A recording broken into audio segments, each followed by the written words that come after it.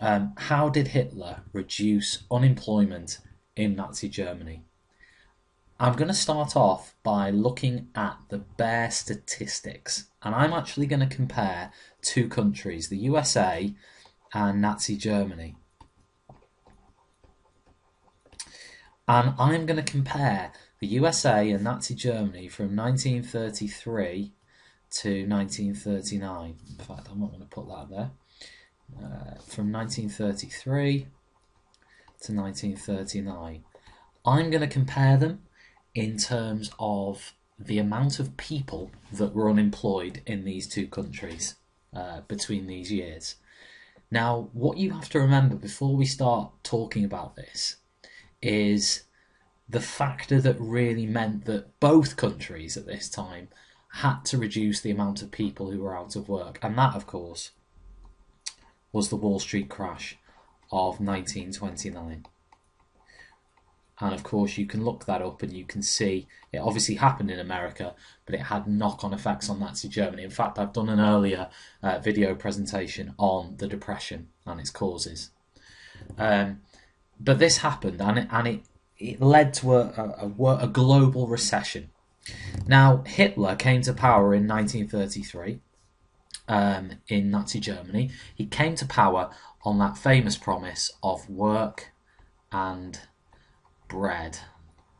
So he promised German workers, working class Germans, he promised them a job, he promised them a future, he promised them stability. Now that he'd come to power, he couldn't really afford to let them down. Now, in 1933, in Nazi Germany, when Hitler came to power, there was around 6.1 million people who didn't have a job. Now, if you compare that, I know it's different populations, so we can't actually compare it like for like in terms of populations. In the USA, in 1933, there were around about 14 million people out of work, but obviously a much bigger population in the USA at that time. Now, you may remember in the USA, Roosevelt introduced his New Deal. And you know, obviously you'll cover that in a different context, but Hitler himself came up with his own solutions for the problem of unemployment, which we're going to look at after this. But essentially, by 1939 in Germany, 0.4 million Germans were out of work. So you can see there is a huge drop there in terms of the numbers. In fact, I would argue that that's probably one of the biggest drops in unemployment rates in any country in the 20th century in a period of time.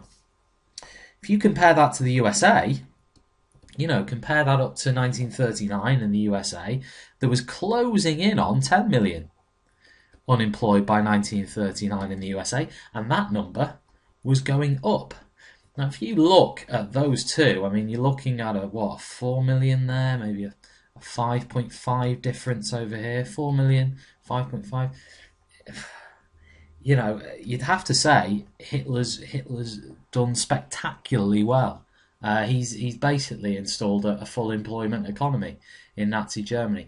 But when you actually dig a little bit deeper behind that, in terms of looking at how he's actually done it, there are some flaws in this, in how he's actually managed this. So if we look at it, so I suppose the bigger question now is, how did Hitler reduce unemployment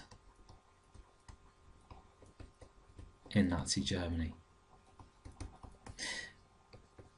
And there were 4 things that he did. So, number 1, he introduced a major policy of rearmament. This went against the Treaty of Versailles, if you remember, which said that Germany were allowed no submarines, no air force, and limited the amount of artillery pieces it was allowed. Hitler basically discarded this and said, no, we are going to rearm.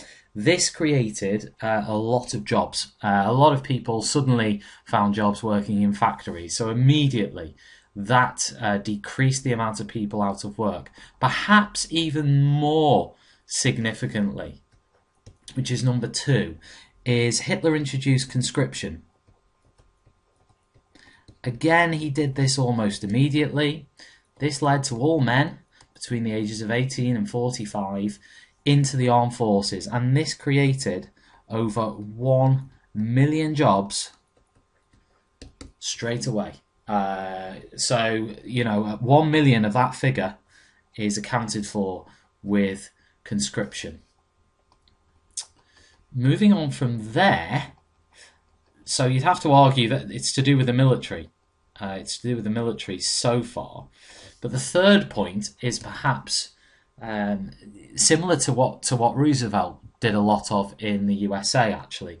Hitler introduced an organisation called the RAD. I'm not going to try and tell you what the translation is in German, but I will put it on the screen for you. The RAD was an organisation which provided jobs for pocket money. Jobs such as building motorways, the new autobahns in Germany, digging ditches, all kinds of public service projects. And again, and it was compulsory actually to spend 6 months in the RAD for those between the ages of 18 and 24 years. And it was set up in 1935. So if you were between the ages of 18 and 24 years, you had to spend 6 months in the RAD doing, the classic project would be building the autobahns and the motorways. But there were lots and lots of others as well. Created lots and lots of jobs. And the fourth one, which is perhaps the most controversial of the lot, is the fact that Hitler actually removed women and Jews from all unemployment statistics. A lot of Jews were removed from their jobs, and those jobs were given to other people, which in itself reduced unemployment, but women and Jews were removed from all statistics. So suddenly, yes, he's reduced unemployment, but some people, according to these statistics here, actually cease to exist. So it's a little bit misleading in some ways. It's a little bit misleading. Yes, he has reduced unemployment, but there are about 500,000 Jews in Germany in 1933. There are plenty more women. So, and some of those were in work in 1933 and were told to leave their jobs due to the Nazis' policies on women, which you can see on another video. So you would have to say, well, the question I'm going to ask you is, was he successful? You would have to argue, yes, he was. Most German people were very, very satisfied by 1939 with a full employment economy based on the problems that existed in the 1920s. Lots and lots of problems in Germany in the 1920s. So people were happier, they had jobs, they had food on the table, and therefore Hitler was popular in this respect.